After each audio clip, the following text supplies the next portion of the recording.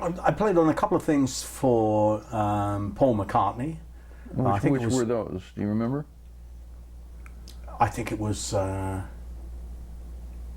I can't remember what the hell they were. It was too long ago. For his solo album? It was no. It was actually producing other artists. I think one of them was a guy called Chris Barber, and it might have been like a girl singer or something like that, you know. But anyway, that was cool. I knew his family. I knew his brother was a comedian, a very funny guy actually. That I'd met first before anybody.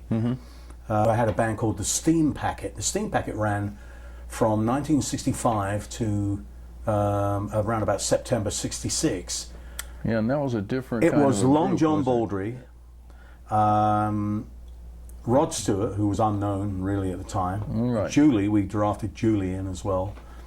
Vic Briggs and Mickey Waller on drums, and Rick Brown on bass, and myself. I ran the band.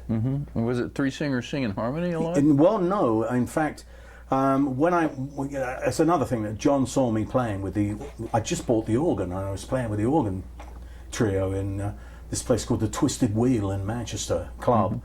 And John came in, and John was a household name at the time, huge, and asked me if I'd give him a call on Monday, call his managers on Monday, and they asked me if I'd come up and have a meeting with them.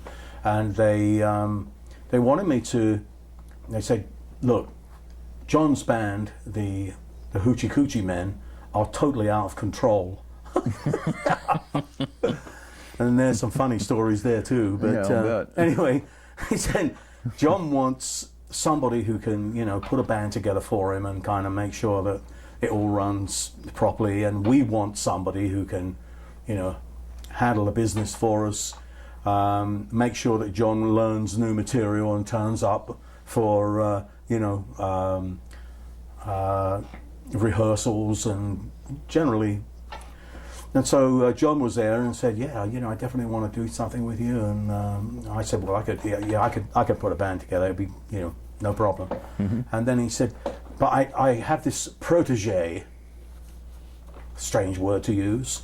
And I said, yeah, really? And he said, yeah, Rod Stewart. Do you know Rod Stewart? And I said, well, yeah, because Roddy was kind of around the scene, but would sit in with different bands. There was one band that he sat in with more than anybody else, which was a little organ band called the Soul Agents. And so, you know, I had a trio as well, and Rod had come and sat in with me a couple of times as well. And he was obviously crazy about Sam Cooke.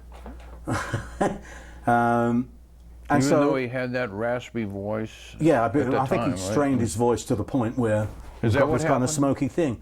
Yeah, him and Joe Cocker, their voices Yeah. are absolutely ruined. Yeah, but it sounded so right when he was singing with Jeff exactly. Beck. It was just, you know, I mean, he it was worked. born to do. Yeah, he was born to do that.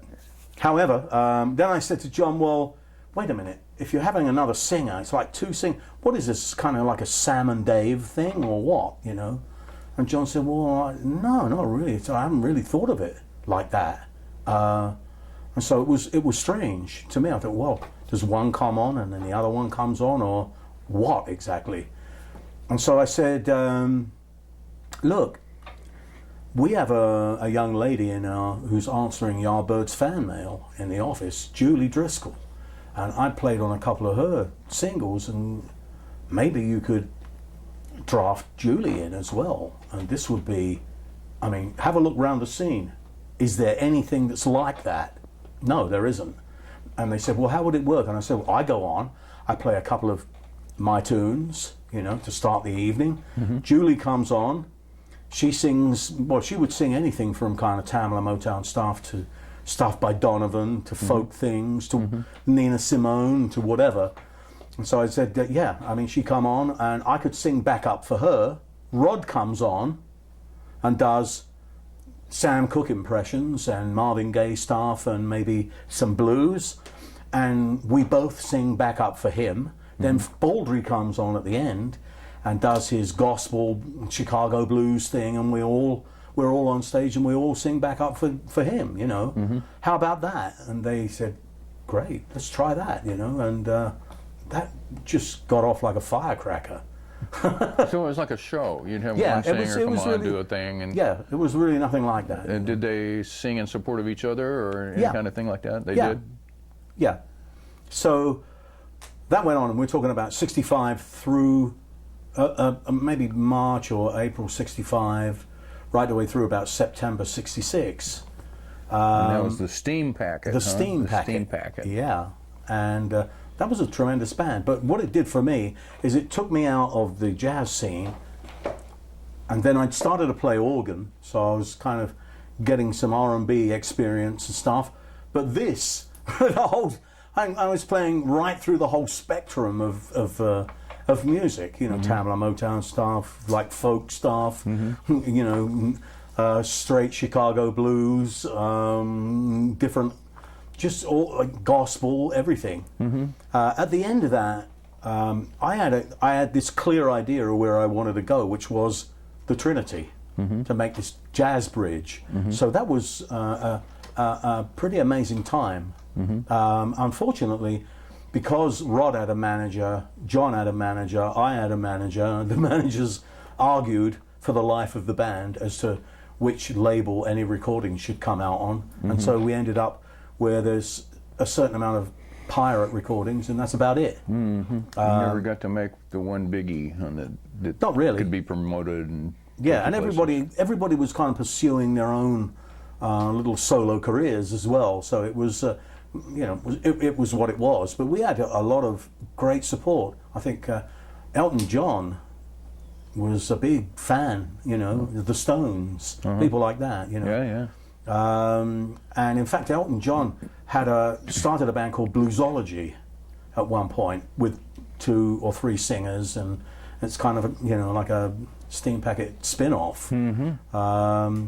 So it had, you know, it had all those things going. And that was my entry into playing over so many different feels and types of music that I was ready to know what the hell I wanted to do at the end of that, and I put my energies into the Trinity, which then, you know, expanded and got us onto all the jazz festivals and everything. Then finally I started the Oblivion Express, which is, you know,